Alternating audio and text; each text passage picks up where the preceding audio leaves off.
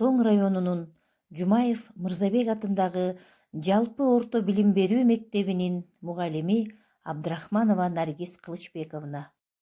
Саламатсыңарбы балдар? Бүгүн силер менен онлайн аркылуу сабак өтүп жатканыма кубанычтамын. Силерге балдар жагымдуу маанай тартуулайм. Бүгүнкү өтө турган сабагыбыздын темасы Месопотамиянын байыркы цивилизациясы. Сабактын максаты Месопотамиянын байыркы цивилизациясы жөнүндө түшүнүк алабыз. Шумердин шаар мамлекеттери жөнүндө билебиз. Хамурапинин бийликке келиши мыйзамдары менен таанышабыз.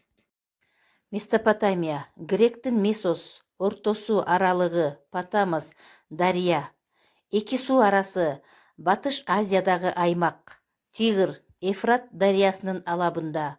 Месопотамия ойдуңу менен Жезире Платонун камтыйт. Месопотамия байыркы чыгыш маданиятынын өөрчүгөн жери болгон. Ал жерде биздин заманга чейинки 4-3 миң жылдыкта алгачкы таптык мамлекет орногон. 3 миң жылдыктын аягында Акад, Ур жана башка байыркы мамлекеттер өкүм сүргөн. 2 миң жылдыктын башында Месопотамиянын түштүк бөлүгүндө Вавилон пайда болгон.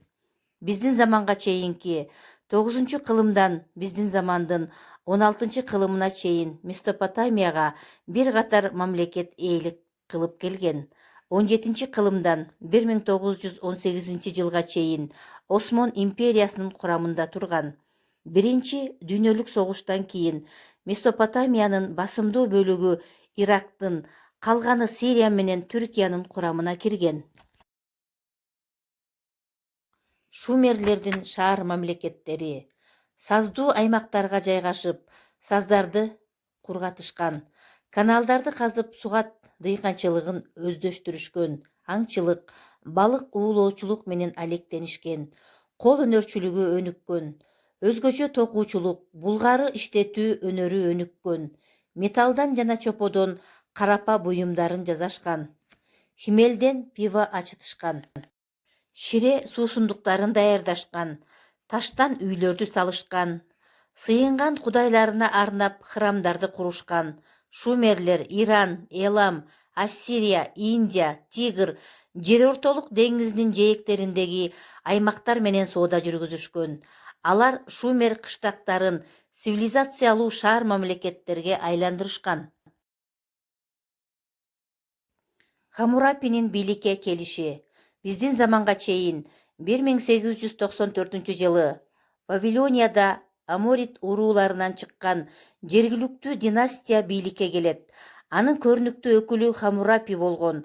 Ал Месопотамияны бирдиктүү борборлошкон мамлекетке айлантат. Хамурапинин мыйзамдары. Мыйзамдарда турмуштук бардык жагдайлары кеңири камтылган.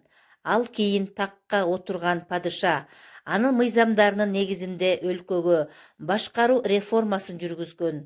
Натыйжада өлкө өнүгүп чыңалган. Ал өлкөнү белгилүү облустарга, райондорго бөлгөн. Алар башкаруу үчүн чиновниктерди койгон. Месопотамиянын маданияты. Илими, жазуусу шына жазуусу болгон.